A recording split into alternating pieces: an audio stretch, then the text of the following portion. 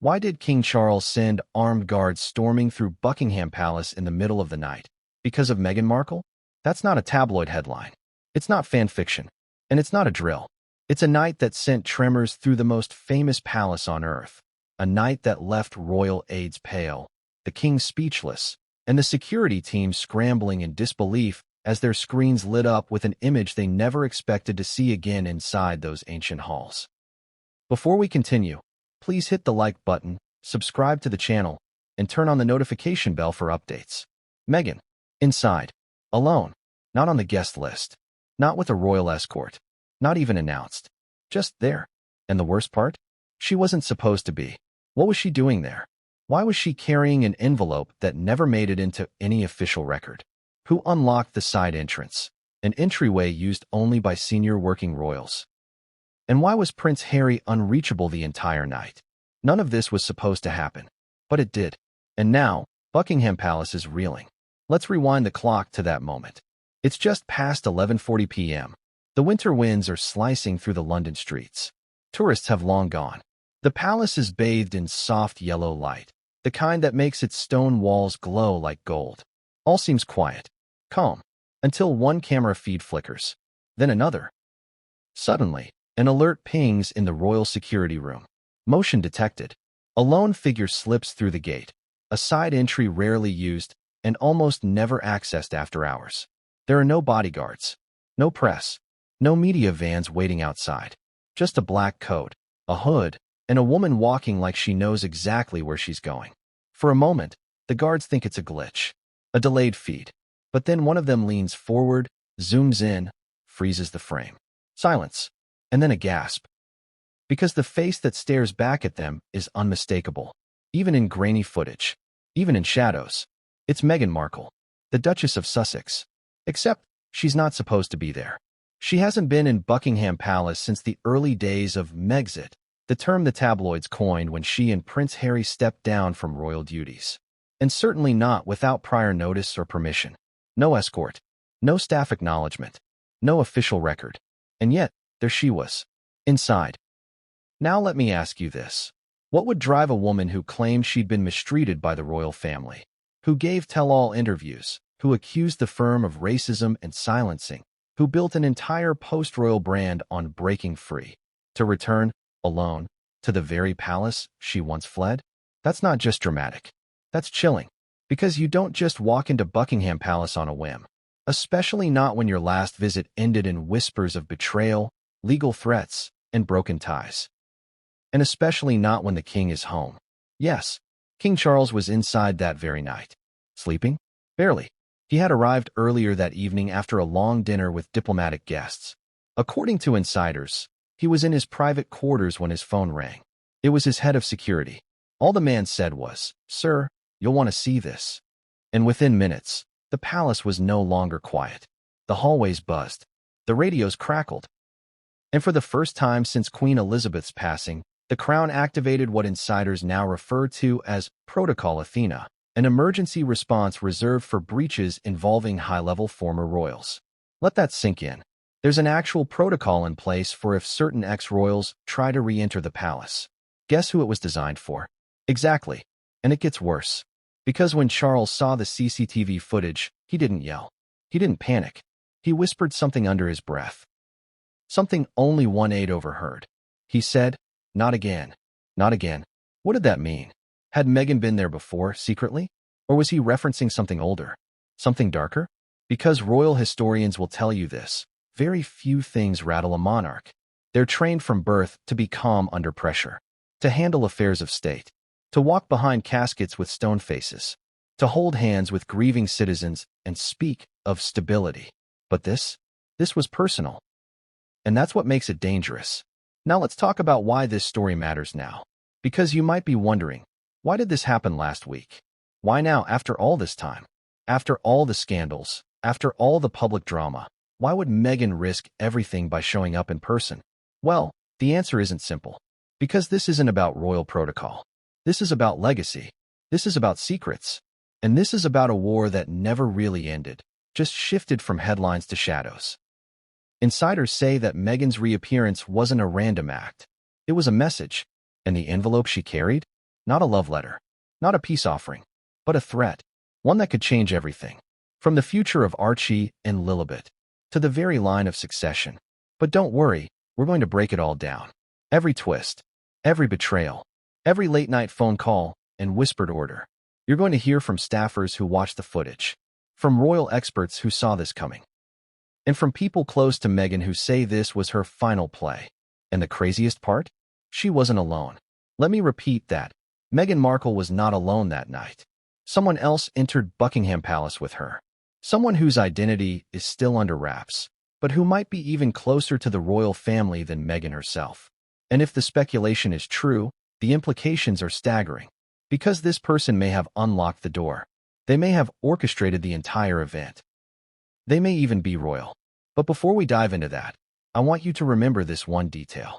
When Meghan was finally spotted by the interior guards, standing in front of a portrait of Princess Diana, she did something no one expected. She smiled.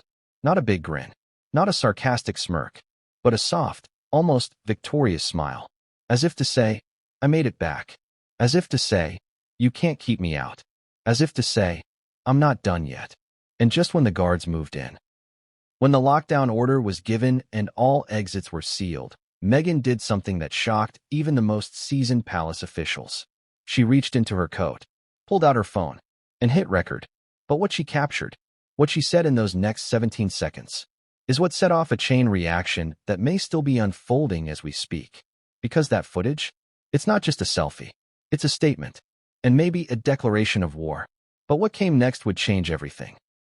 And no one saw it coming. What kind of woman walks into Buckingham Palace unannounced and uninvited, under cover of night, with nothing but a sealed envelope and a purpose no one yet understands? The answer? Meghan Markle. And this wasn't a publicity stunt. This wasn't a photo op. This wasn't a grand Netflix entrance with camera crews trailing behind. No, this was silent, deliberate, almost surgical.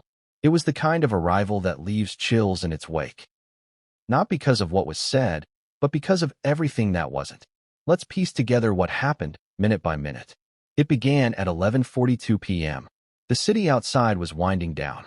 Tourists had long left the palace gates. The guards rotated into their quieter overnight watch. Inside, the royal family had retired for the evening. Camilla had already taken her sleeping tea. Charles was flipping through a folder of late-night documents by firelight.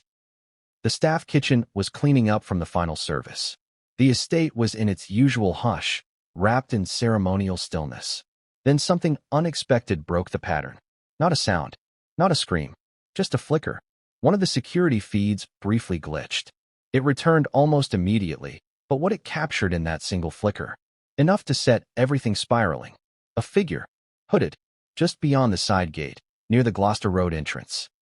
A rarely used passage traditionally reserved for visiting royals or discreet late arrivals. But this wasn't a night for protocol. The figure moved slowly, not hiding, but not walking with the boldness of someone who expected to be seen either. It was that in-between gait that tells you something isn't quite right. Not sneaky, not showy, intentional. The guard watching the feed froze. Is that? He leaned in closer. Wait, zoom in. Another guard stood up and hovered over his shoulder. The camera feed sharpened. Grainy, blurred by streetlight glare, but undeniable, even in the dark, even after all this time. It was Meghan Markle. Now pause for a second. Put yourself in the shoes of that guard. Imagine being the one on duty the night Meghan Markle, the same woman whose departure from the royal family triggered global headlines, interviews, Netflix specials, and political debates, just casually walked back in. No escort, no call ahead, no clearance, just there. And here's what makes this even more bizarre. There were no alarms triggered, because technically, she didn't break in. That side entrance? Unlocked. Not because of negligence, but because someone on the inside had to let her in. Think about that. Meghan Markle may not have forced her way into Buckingham Palace, but she didn't arrive by mistake either. Someone cleared her path. The question is, who? And more importantly, why? Let's go deeper. The guards didn't raise the full lockdown immediately. There's a reason for that. See, in any other context, you'd call the police. You'd hit the panic button. You'd assume the worst. But when the intruder is a former royal, especially this former royal, things get complicated. Chain of command slows down. Doubt creeps in. Fear of overstepping royal boundaries stalls action. No one wants to be the person who calls a security breach on the king's estranged daughter-in-law. So instead of immediate force, they monitored. The cameras followed her, room to room, hallway to hallway. And here's what's even creepier. She knew where she was going. No hesitation. No wrong turns. Meghan walked through Buckingham Palace like someone who'd memorized the blueprint. She bypassed the tourist-heavy East Wing, ignored the ceremonial halls, didn't even glance toward the grand staircase. Instead, she turned left, into a corridor that only leads one place. The Queen's former private study, and in her hand, a thick white envelope, held tightly, pressed against her coat, as if it might burn through her fingers if she let go. Some say it looked like legal documents. Others say it was more personal, handwritten, not typed. Either way, one thing's for sure. She wasn't there to deliver it to the staff. She was headed somewhere deeper. But let's not get ahead of ourselves. Let's rewind for a second. Because before Meghan entered the building, something else happened. Something subtle, but crucial. Her car. That's right. She didn't arrive by taxi, or Uber, or one of the standard blacked-out town cars. Meghan came in a silver-gray Range Rover, one of the models used frequently by senior royals, and registered to a private holding company known to be connected to, wait for it, Princess Beatrice. Now, does that mean Beatrice drove her there? No, but it does mean Meghan either borrowed the car or was given it, which raises another chilling possibility. Was this a coordinated act? Was Meghan's silent return to Buckingham Palace part of something bigger? A warning shot? A soft siege? And just before she stepped inside the entrance, a strange moment was caught on camera. She stopped, turned slightly, and looked directly at the CCTV camera on the far south wall. She didn't flinch. She didn't hide. She looked at it, right into the lens. And she smirked. Not a wide smile. Just the kind of small, knowing smirk that says, I know you see me. Good. That moment, just 4 seconds, was enough to make the palace's head of security pick up the phone and call Charles directly. Because it wasn't just the appearance of Meghan that triggered concern. It was her confidence. She wasn't wandering. She wasn't lost. She wasn't desperate. She looked in control. And that terrified everyone. Because no one, not even her harshest critics, had predicted this. They thought she was done. Out. Finished with royal life. But what if she wasn't? What if this was the first move in a far bigger game? And what if, just maybe, she had help from inside? Someone who wanted her back in. Someone who needed her back in. And someone willing to risk everything to make it happen. Because here's the real question. How did that door unlock at the exact moment she arrived? How did the guards not intercept her sooner? Why were there no automated security alerts? And most damning of all, why was Prince Harry's phone turned off? The man whose name would have instantly diffused the situation. The man whose presence could have framed this as a reunion, not a royal breach. He was unreachable, unavailable, invisible. And as Meghan passed through the first archway into the west corridor, the guards made a final call. Code rose. Level 2. That meant one thing. Royal intruder. Nonviolent. Identity confirmed. But as the senior security officer prepared to intercept her, she turned again, paused beneath a portrait of Queen Elizabeth, and whispered something, caught faintly on the hallway mic. 3 chilling words. You left me. And then, she disappeared around the corner. But what the guards saw next would shake the palace to its core. You left me. Those 3 words. Soft, barely audible, yet unforgettable. The palace staff who heard them said it didn't sound angry. It didn't even sound sad. It sounded final, like a closing chapter, or maybe the beginning of a new one. And just like that, Meghan turned the corner and was gone from view. But the CCTV wasn't the only system tracking her now. With the code rose level 2, alert officially active, a skeleton team of internal guards was moving toward her corridor. No sirens. No loud boots. Silent communication only. Not to frighten her, but to contain her. Because by now, the palace knew this wasn't a lost tourist or rogue royal fan. This was Meghan Markle, former Duchess of Sussex, walking through Buckingham Palace after hours, with something clutched in her coat pocket, a Royal Range Rover parked outside, and a trail of questions burning behind her. And what happened next? It flipped everything upside down. As 2 guards approached from opposite ends of the hallway, expecting to intercept her by the Queen's gallery, They found nothing. She was gone. Vanished. Only 10 seconds had passed since the last camera picked her up. No doors opened. No corners left to turn. Just a dead-end hallway. And an empty space where Meghan had been. For a moment, security feared the worst. Was there a secret passage? Had she been taken? Did someone intercept her? Panic bubbled under the surface. You could hear it in the whispered radios, in the rushed footsteps, in the flicker of lights as systems tried to catch up. But then, another camera picked her up. She was already 2 corridors away, near the West Library. How? How had she moved so fast without being seen? And more importantly, why was she headed there? Because the West Library is no ordinary room. It's a restricted space, used almost exclusively for family-only gatherings, birthdays, private photo ops, special events that were never meant for the press. One guard whispered what everyone else was thinking. She's retracing her steps. Back to the places she once smiled in wedding photos. Back to the rooms where she sat with Queen Elizabeth and spoke of duty. Back to the life she left behind, but never really let go of. Emotionally, this is where things get murky, because we can argue all day about motives, about whether Meghan came to confront, to threaten, or to heal. But that moment, her standing outside the library doors, her hand resting on the wood, her eyes closed for just a second, it felt human. Raw, like she needed to remember who she used to be before everything changed. But don't get comfortable, because what came next was anything but sentimental. From another wing, a high-ranking royal aide was watching the monitors. He recognized the route she was taking, realized exactly where she was going. And that's when he said it. She's headed to the Queen's Blue Study. Now, if you're not familiar, let me explain. The Blue Study isn't just any room. It was Queen Elizabeth's private sanctuary. Not for meetings, not for receptions. It's where she wrote her handwritten letters, where she kept diaries, where she stored personal correspondence from world leaders, family members, and even handwritten notes from Diana. The room is considered sacred within the palace. Few are ever allowed inside. Even fewer are allowed in alone. And now, Meghan Markle, former actress, former royal, former daughter-in-law, was about to enter it, uninvited. The guards were ordered to intercept immediately, but they were seconds too late. The camera caught the door swing open, and Meghan stepped inside. And here's where it gets truly chilling. That door, it requires a key code, a biometric lock, and most importantly, an authorized access fob. You don't just push it open. Someone either gave her access, or she never lost it. Either option is terrifying. Because if she had a fob, after all these years, someone made sure she was never locked out.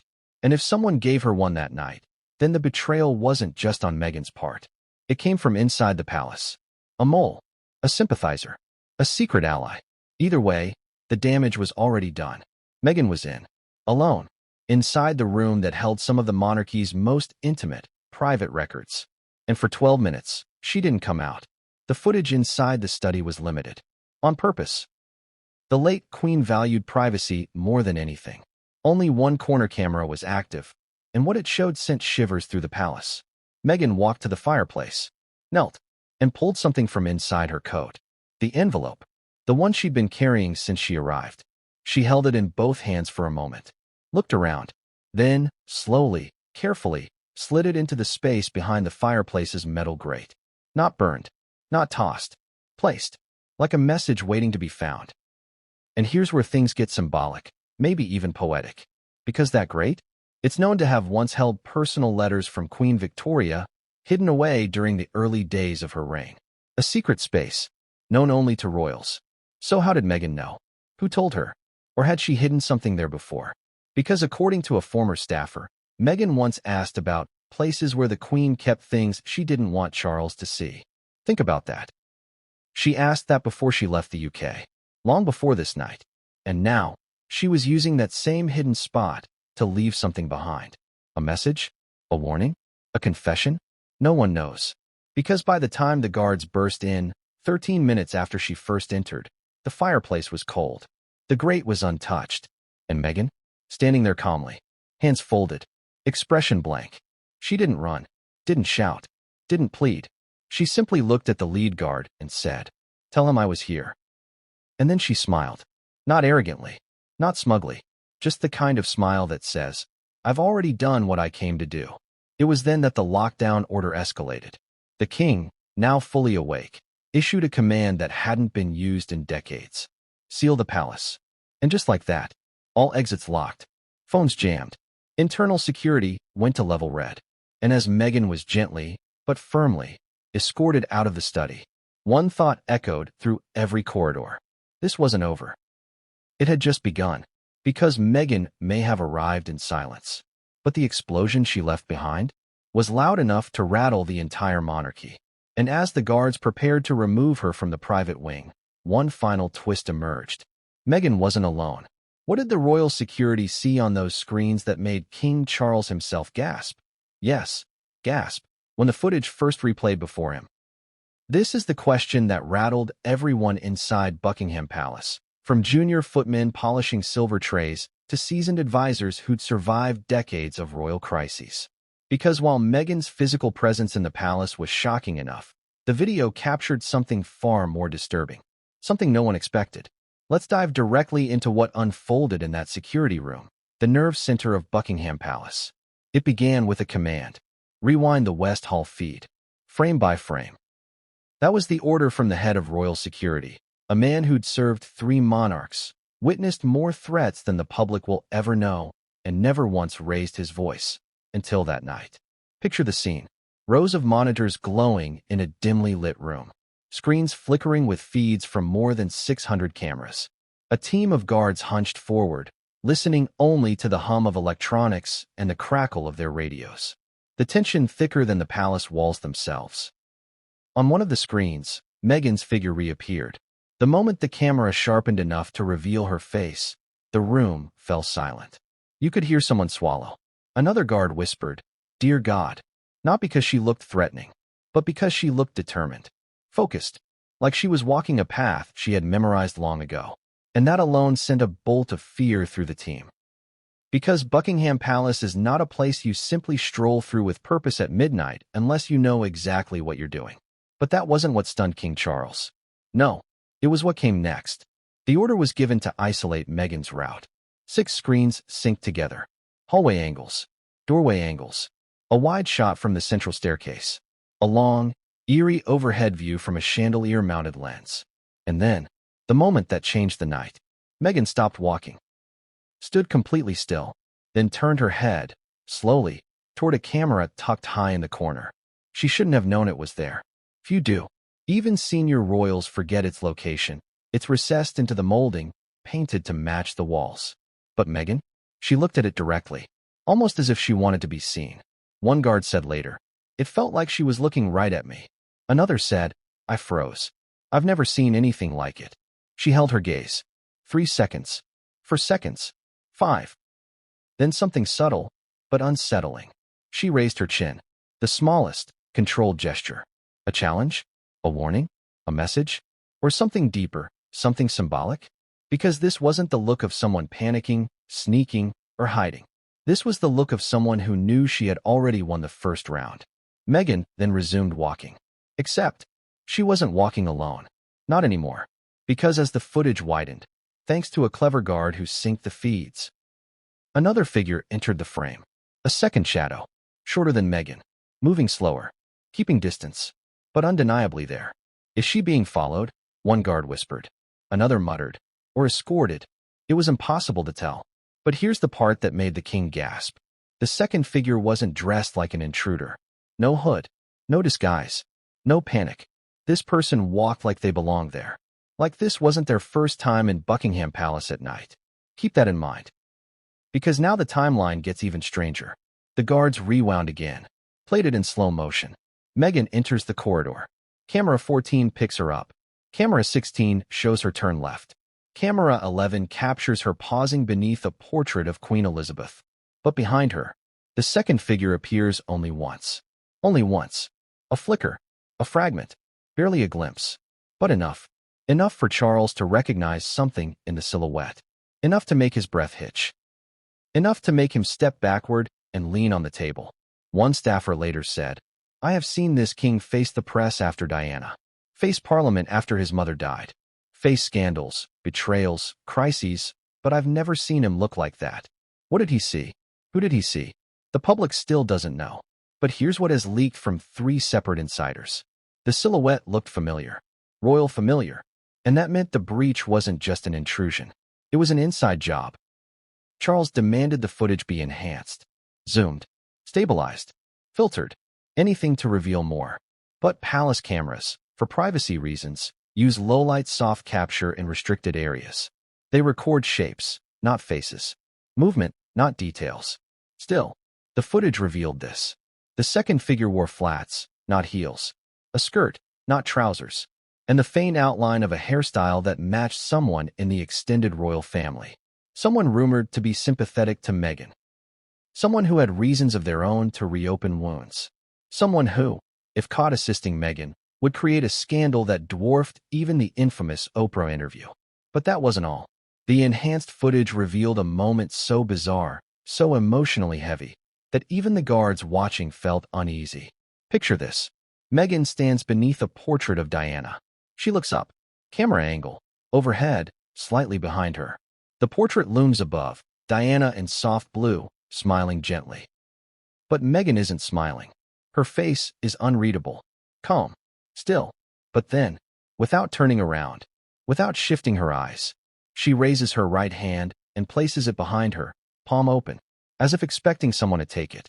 And for 3 long seconds, her hand stays there, open, waiting, trusting, in total silence. What does that mean? Who was she reaching for?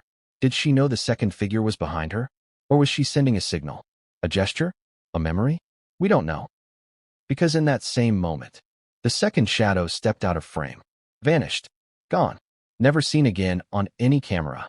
And Meghan slowly lowered her hand, then walked toward the blue study with renewed purpose. That's where the footage ended. And that is the moment King Charles whispered. Not her. Not tonight. Who was he referring to? Meghan? Or the second figure? A question still hanging in the air.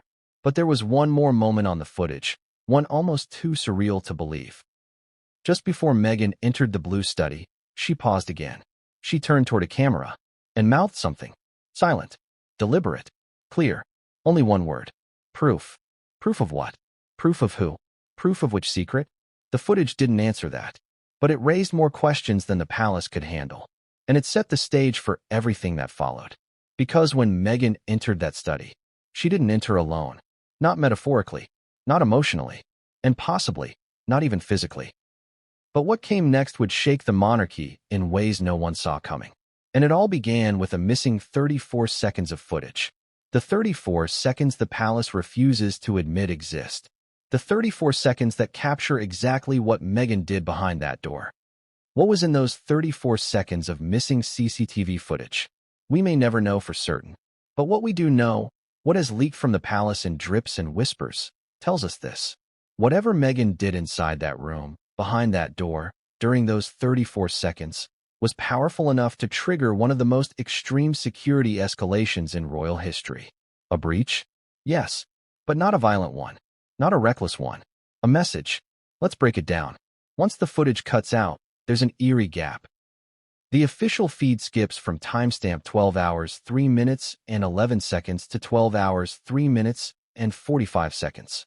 In that gap, no visual, no audio, just static, replaced with an internal timestamp error screen.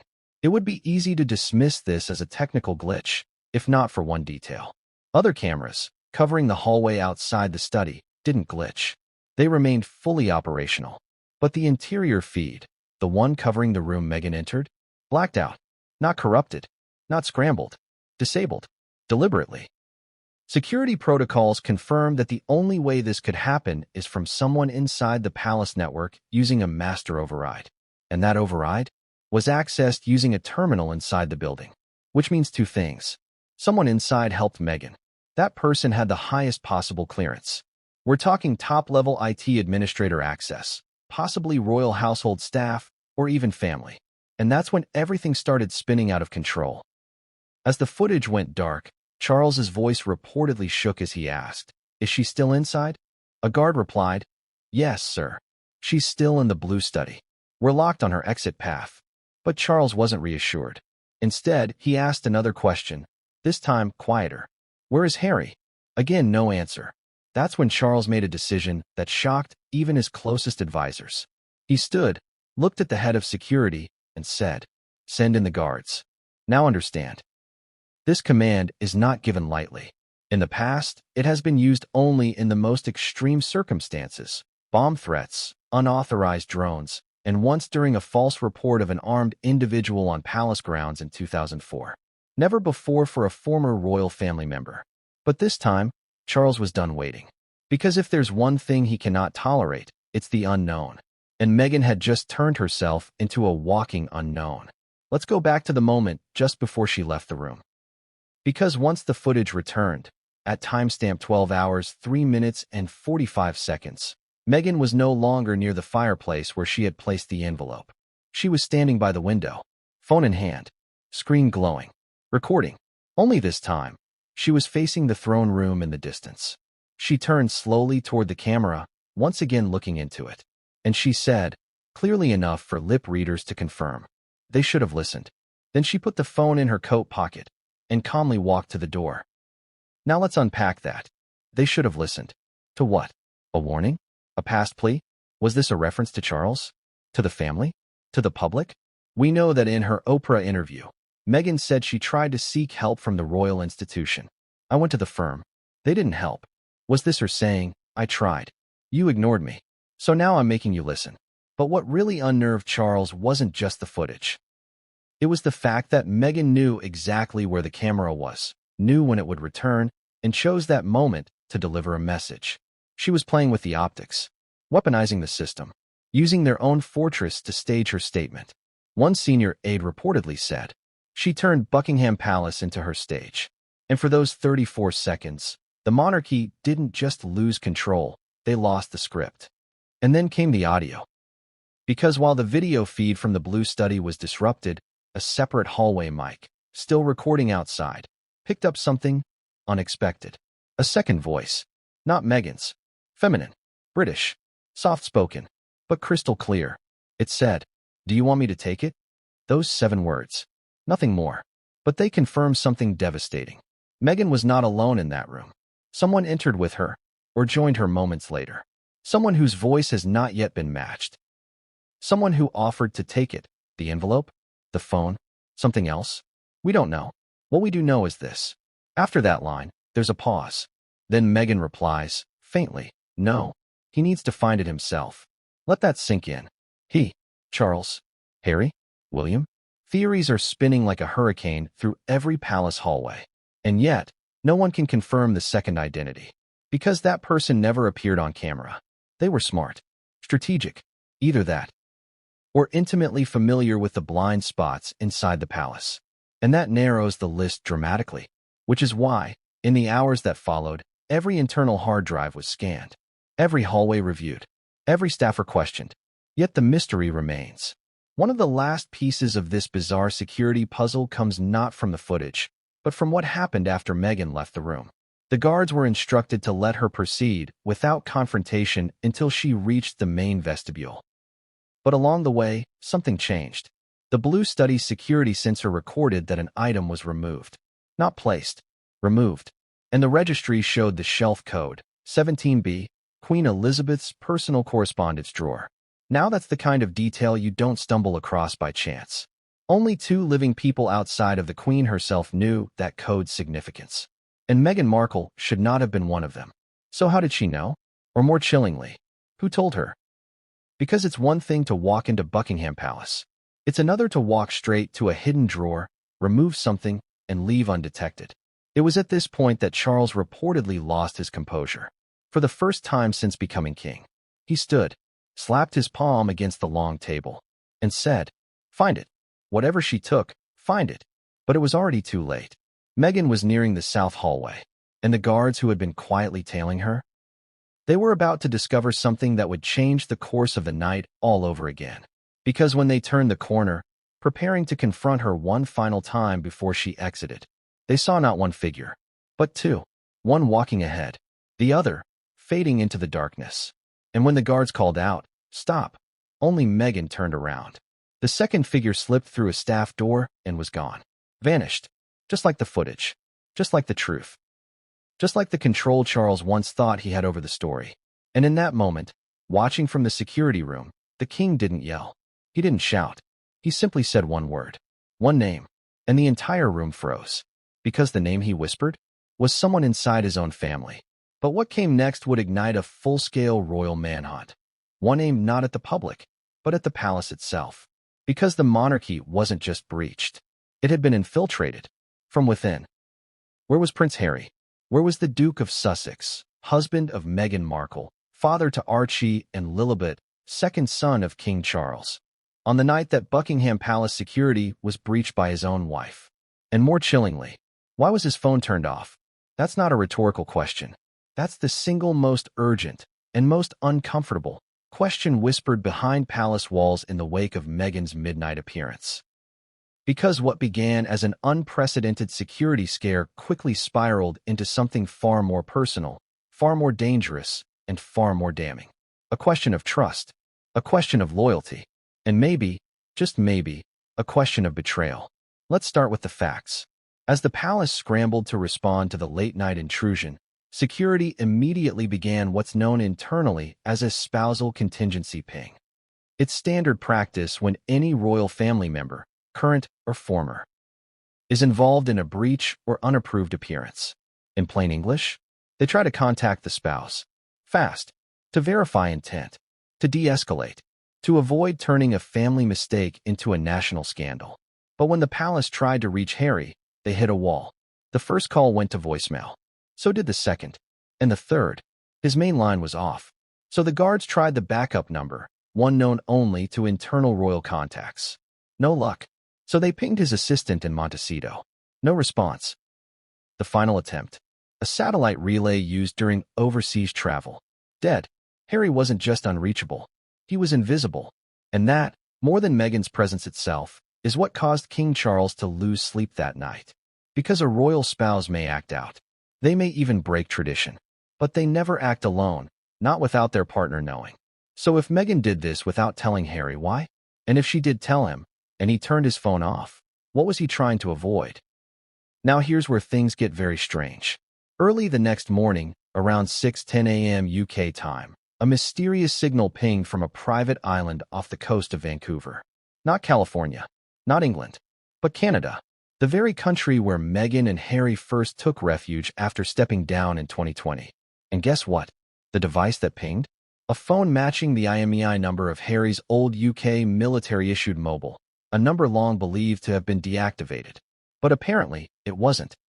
And it had just gone active again, for 3 minutes, long enough to send a secure signal. Then, silence. Back offline. Coincidence? Or contingency? And here's the real kicker. A source within MI5 later revealed that during those exact 3 minutes, a secure packet of metadata was transmitted to a relay tower near London. Encrypted, anonymous, but geotagged from Vancouver Island. Now ask yourself, why would Harry reactivate a long-retired military phone from a secret location to send an encrypted burst of data during the exact window of time Meghan was inside the Queen's private study? This isn't conspiracy. This is documented, traceable digital activity. And while the palace won't confirm what was transmitted or who received it, sources believe it wasn't just a message. It was a file, a backup, or maybe proof. But proof of what? That depends on who you ask. Some say Meghan took a document from the Blue Study and transmitted it to Harry for safekeeping. Others believe the footage she recorded was uploaded through Harry's device to prevent the palace from erasing it. And a third, more haunting theory? That this was the final step in a plan the two had orchestrated months in advance. A last move. A line crossed. A point of no return. And here's why that's so terrifying. Because if Meghan was acting with Harry's full knowledge, then this wasn't a security breach. It was a coordinated operation. A royal insurgency. And the palace is treating it as such. Immediately after Meghan's departure, a full-scale audit of royal communication logs was launched. Harry's name was flagged across multiple contact attempts that night, all unanswered. Not just from the palace, but from Prince William's personal number as well. That's right, William called his brother. Twice. One of the calls rang for 8 seconds before disconnecting. Then nothing. No callback. No text. No response. This silence has deep implications. Because we're not talking about gossip anymore. We're talking about a potential internal threat to the crown executed by two people who, until recently, were still considered part of the firm. And what did the king say when he learned about Harry's absence? According to a senior advisor, Charles turned to his team, face pale, and muttered, "He's chosen her again." The room fell silent. Because those words didn't just sting. They confirmed the king's fear. That Harry had been warned, maybe weeks ago, and instead of stopping Meghan, he disappeared. Now here's something even more damning. Just hours before Meghan entered the palace, a private plane filed a temporary flight plan out of Luton Airport. Destination? Victoria, Canada. The listed passenger manifest was redacted, but airport footage shows a man, wearing a baseball cap and sunglasses, boarding quietly at a side terminal. His gait, his height, his posture? Royal insiders swear it was Harry. So let's connect the dots. Harry leaves the UK quietly, without informing the palace. Hours later, Meghan enters the palace alone.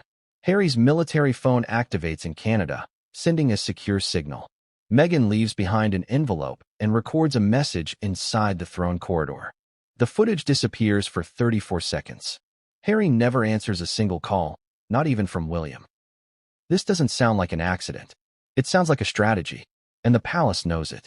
In fact, the very next morning, William is reported to have confronted his father. "He knew, Dad," William allegedly said. "He knew, and he let her walk in alone." Charles didn't reply.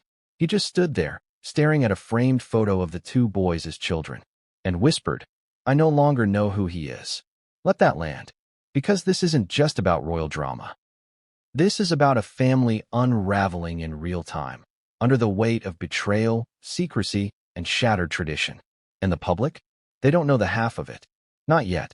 Because what leaked next, just 48 hours after Meghan's visit, would explode into headlines. An intercepted message. A plea. From Meghan to Harry. Found in the palace system. Unsaved, but traceable. And it read, "I did what we said. They saw me. They know now. Come home." But what came next would destroy any hope of reconciliation. And no one, not even Charles, saw it coming. "I did what we said. They saw me. They know now. Come home." That was the message. Short, direct, haunting. But here's the kicker, it was never sent. It sat unsent in the drafts folder of an encrypted account traced back to Meghan's device. Meaning, at the very last moment, she changed her mind. Why? Why would Meghan, who had risked everything to walk into the lion's den, who left behind a sealed envelope, who recorded a message staring directly into a palace camera, why would she hesitate? What happened inside that room? Or more intriguingly, what happened between her and Harry? Some royal aides believe she felt abandoned. Others claim the second figure in the palace, the mystery woman who walked silently behind Meghan, told her not to send the message. One source even alleges that Meghan muttered, "He promised he'd be here," as she was escorted through the South Corridor. But he wasn't. And that changed everything. Because up until then, Meghan's actions, while reckless, could still be interpreted as part of a shared plan. A final chess move in the Sussex versus Palace standoff. But when Harry failed to show up, when he didn't answer, when his only digital presence was a shadowy data burst from thousands of miles away, the entire situation shifted. And Meghan? She hesitated. Not just with the message. With her entire exit. Palace guards reported that when she reached the Queen's vestibule, just meters from the gate, she stopped. Completely. Turned. Looked down the hallway one last time. Almost like she was waiting for someone to appear. Almost like she believed, deep down, Harry would come bursting through the doors, arms open, saying, "I've got you." But the doors stayed shut, and the hallway remained empty. And Meghan? She walked out alone. Now here's where things get colder.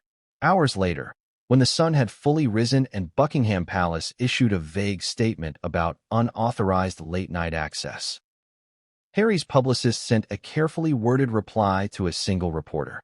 No mention of Meghan. No expression of shock or concern. Just this. The Duke of Sussex was not present at Buckingham Palace during the reported incident and has no comment at this time. Let's analyze that. Not present. No comment. No denial. No disavowal. No outrage. Just distance. Which raises the question, was Harry shielding Meghan or distancing himself from her? Because the timing couldn't be worse. Just 2 weeks earlier, Harry had been photographed smiling with high-profile execs in Aspen, speaking of new chapters and healing through storytelling. And yet, here was his wife, sneaking into a building protected by armed guards, triggering a full royal lockdown, and sending the monarchy into another PR tailspin. You don't call that a healing strategy. You call that war. So again, where was Harry? Why didn't he stop this? And if he couldn't stop it, why didn't he at least show up to support her? Let's revisit the Vancouver Island ping. The encrypted data burst. Experts believe that transmission was a kind of dead man's switch, a preset release that activates if a secondary device isn't triggered by a certain time. Think of it as a backup plan. Or insurance. If Meghan was stopped, arrested, silenced, the file would go live. So what did it contain? Theories range from footage of Meghan's private confrontation with royal staff to copies of confidential documents she may have accessed inside the Blue Study, to, most explosively, evidence relating to Archie and Lilibet's true status within the royal line of succession. And yes, some whisper about DNA. We're not going there yet. But trust me, it's coming. Now here's where things get even more complicated. Because just as the palace was reeling from Meghan's late-night walkabout and Harry's digital vanishing act, an anonymous source leaked a single screenshot to an overseas journalist. A message, dated 3 days before the breach, from Harry to an unknown contact. Encrypted. Minimal. It read, "She'll do it. Make sure the route is clear. No interference." That was it. But it changed everything. Because it proved that Harry knew. Not just that Meghan would attempt something, but exactly when and how. The words, "make sure the route is clear," suggest premeditation, planning, even orchestration. And suddenly, the palace wasn't asking if Harry was involved. They were asking how deep he was in. One advisor reportedly told Charles, this wasn't Meghan going rogue. This was a Sussex operation. She was the face. He was the firewall. And in the days that followed, the pressure mounted. Charles wanted answers. William wanted blood. And Camilla? Allegedly exploded behind closed doors. She dared walk back into this home like she still had a key. Camilla shouted, according to an insider. She walked through your mother's halls. She stared at Diana's face. And she smiled like she knew everything. And what did Charles say? He didn't yell. He didn't argue. He simply replied, she might. Let that settle. Because that line, it wasn't paranoia. It was resignation. Charles, the King of England, had just admitted that Meghan Markle might still hold cards none of them can see. And Harry? He's holding the deck. Because when his phone finally powered back on, days later, it wasn't to call his father, or his brother, or even the palace. It was to call his lawyers. 2 of them. One in California, the other in Geneva. And guess what they did? Filed a motion to block the release of any footage involving Meghan from unauthorized surveillance systems. They called it a matter of personal safety and privacy, which means Harry didn't just know what Meghan did. He's actively trying to control the fallout. And yet, he hasn't said a word to the public. No interview, no statement, no video, just silence. And that silence? It's louder than any press release. Because now, the public is asking, did Harry help her plan it? Did he bait the palace? And if so, what is the endgame? Is it revenge, redemption, or something far more terrifying? Because if the rumors are true, if that envelope Meghan left behind really contains what insiders fear, then Harry's silence may not just be protection. It may be complicity, and the next time his phone rings, it might not be from his brother. It might be from Parliament. Because what Meghan did shook the monarchy. But what Harry didn't do might bring it down. What was inside the envelope Meghan Markle clutched so tightly as she slipped into Buckingham Palace? That one question now echoes through every corridor of royal power. Through security briefings, legal offices, late-night phone calls, and whispered conversations between palace aides too afraid to ask it out loud. Because this wasn't just an envelope. It was the envelope. The one she held beneath her coat like a weapon. The one she never let out of her grip until she reached Queen Elizabeth's Blue Study. And the one that vanished the moment she left. Not submitted to staff. Not handed to Charles. Not photographed. Not acknowledged. Not even discussed in the public-facing palace statement. It simply disappeared. But behind the scenes, the search began instantly. Because as soon as the king was informed that Meghan had placed something behind the fireplace grate, a space known only to a handful of former monarchs and archivists, The assumption was immediate. She didn't come back to talk. She came back to plant something. And that made her more dangerous than ever. Let's rewind. Multiple guards confirmed seeing Meghan pause in front of the fireplace, kneel, and gently slip the envelope behind the brass panel. Why there? Why a fireplace? It's symbolic. For centuries, the hearth represented the center of royal secrets. Monarchs burned letters, hid parchments, even embedded messages between bricks. Queen Victoria was rumored to have hidden her first letter from Albert behind a hearthplate in Windsor. And Queen Elizabeth? She was known to keep handwritten notes, never digitized, in a small lockbox just inches from where Meghan knelt. That space wasn't chosen randomly. It was remembered. And that means one of two things.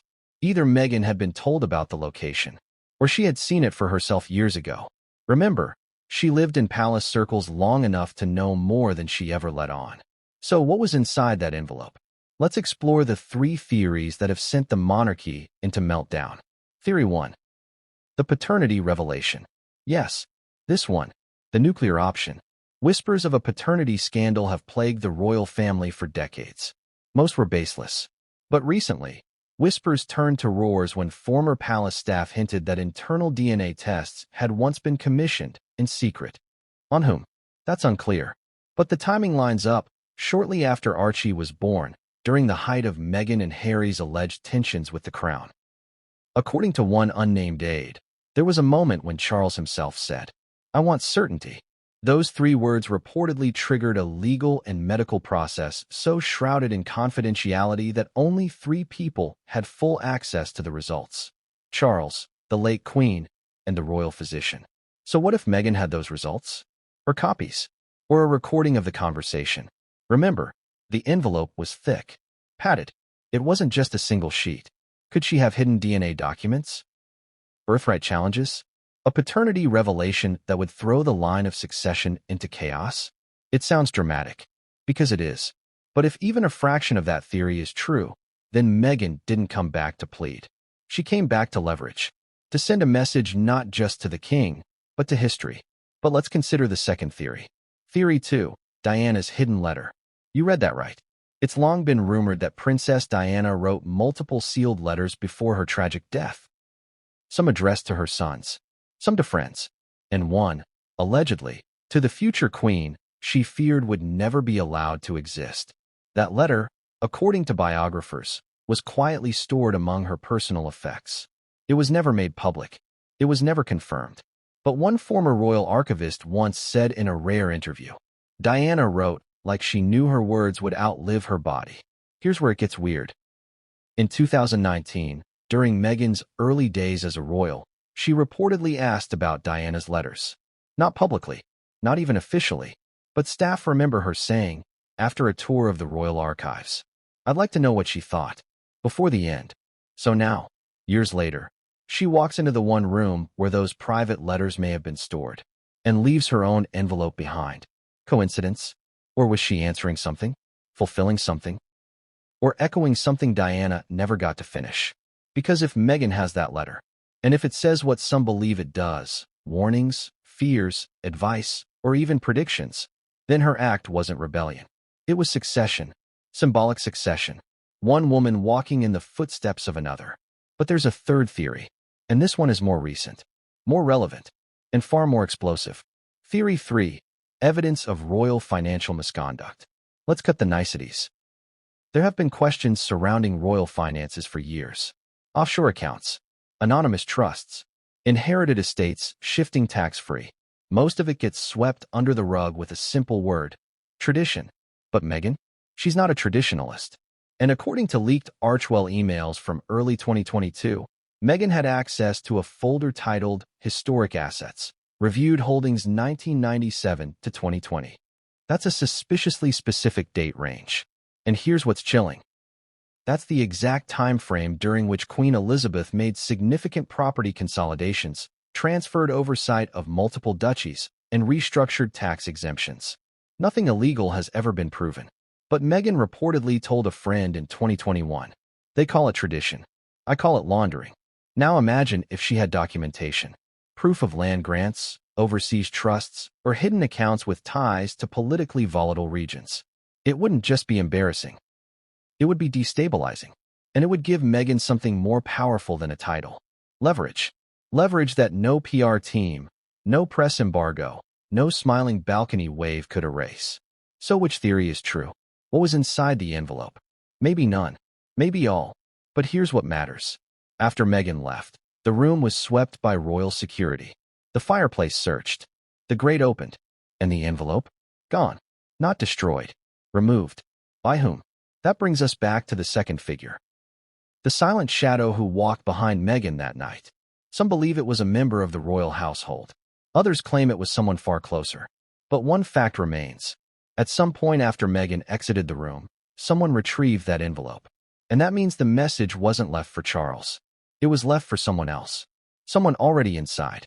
And that's when the palace realized. They were not in control of the story anymore. They were reacting, chasing shadows. And Meghan? She had already vanished, again. But what came next wasn't just a scandal. It was a declaration. Of what? That's what Charles would discover in the hours ahead. Because when the Queen Camilla learned that the blue study had been accessed, she erupted. And her reaction would ignite a confrontation the monarchy never wanted and couldn't contain. You left me. Those 3 words. Soft, barely audible, yet unforgettable. The palace staff who heard them said it didn't sound angry. It didn't even sound sad. It sounded final, like a closing chapter, or maybe the beginning of a new one. And just like that, Meghan turned the corner and was gone from view. But the CCTV wasn't the only system tracking her now. With the code Rose Level 2 alert officially active, a skeleton team of internal guards was moving toward her corridor. No sirens. No loud boots. Silent communication only. Not to frighten her, but to contain her. Because by now, the palace knew this wasn't a lost tourist or rogue royal fan. This was Meghan Markle, former Duchess of Sussex, walking through Buckingham Palace after hours, with something clutched in her coat pocket, a Royal Range Rover parked outside, and a trail of questions burning behind her. And what happened next? It flipped everything upside down. As 2 guards approached from opposite ends of the hallway, expecting to intercept her by the Queen's gallery, they found nothing. She was gone. Vanished. Only 10 seconds had passed since the last camera picked her up. No doors opened. No corners left to turn. Just a dead-end hallway. And an empty space where Meghan had been. For a moment, security feared the worst. Was there a secret passage? Had she been taken? Did someone intercept her? Panic bubbled under the surface. You could hear it in the whispered radios, in the rushed footsteps, in the flicker of lights as systems tried to catch up. But then, another camera picked her up. She was already 2 corridors away, near the West Library. How? How had she moved so fast without being seen? And more importantly, why was she headed there? Because the West Library is no ordinary room. It's a restricted space, used almost exclusively for family-only gatherings, birthdays, private photo ops, special events that were never meant for the press. One guard whispered what everyone else was thinking. She's retracing her steps. Back to the places she once smiled in wedding photos. Back to the rooms where she sat with Queen Elizabeth and spoke of duty. Back to the life she left behind, but never really let go of. Emotionally, this is where things get murky, because we can argue all day about motives. About whether Meghan came to confront, to threaten, or to heal. But that moment, her standing outside the library doors, her hand resting on the wood, her eyes closed for just a second, it felt human. Raw, like she needed to remember who she used to be before everything changed. But don't get comfortable, because what came next was anything but sentimental. From another wing, a high-ranking royal aide was watching the monitors. He recognized the route she was taking, realized exactly where she was going. And that's when he said it. She's headed to the Queen's Blue Study. Now, if you're not familiar, let me explain. The Blue Study isn't just any room. It was Queen Elizabeth's private sanctuary. Not for meetings, not for receptions. It's where she wrote her handwritten letters, where she kept diaries, where she stored personal correspondence from world leaders, family members, and even handwritten notes from Diana. The room is considered sacred within the palace. Few are ever allowed inside. Even fewer are allowed in alone. And now, Meghan Markle, former actress, former royal, former daughter-in-law, was about to enter it, uninvited. The guards were ordered to intercept immediately, but they were seconds too late. The camera caught the door swing open, and Meghan stepped inside. And here's where it gets truly chilling. That door? It requires a key code, a biometric lock, and most importantly, an authorized access fob. You don't just push it open. Someone either gave her access, or she never lost it. Either option is terrifying. Because if she had a fob, after all these years, someone made sure she was never locked out. And if someone gave her one that night, then the betrayal wasn't just on Meghan's part. It came from inside the palace. A mole, a sympathizer, a secret ally. Either way, the damage was already done. Meghan was in, alone, inside the room that held some of the monarchy's most intimate, private records. And for 12 minutes, she didn't come out. The footage